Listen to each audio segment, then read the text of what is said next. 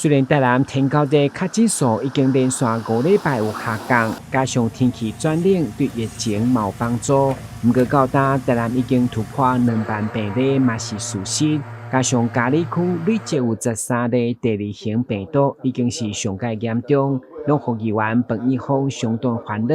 伫总时要求市府慎重处理，唔通演变成本土性。即间一定要完全清理好势啦，无等啊，互伊这网啊。即款吼，登个热吼，若都变没稳涨吼，若都过冬去吼，我嘛讲吼，以后咱的即个登个热会变较本土化去。即个登革热吼，这是因为主要是咱台南啦，台南甲高雄即个爱知班文即个代志，吼，所以针对这就是讲咱全市府交咱即个社区拢总动员吼，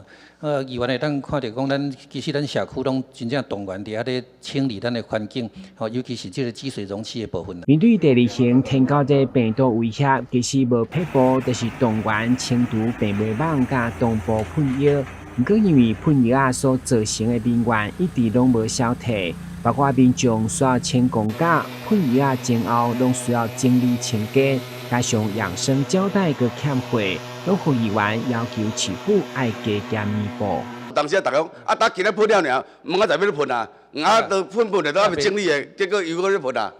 总民怨就出来啊，是不是加减咱补偿一下？吼，有当时啊吼，安尼吼，特别减少民怨，无讲政府就关心咱吼，加减有当补贴。对此，卫生局长会后回应，防疫补偿金只用伫喷药造成民众财物的损失，并无法度用伫其他补贴。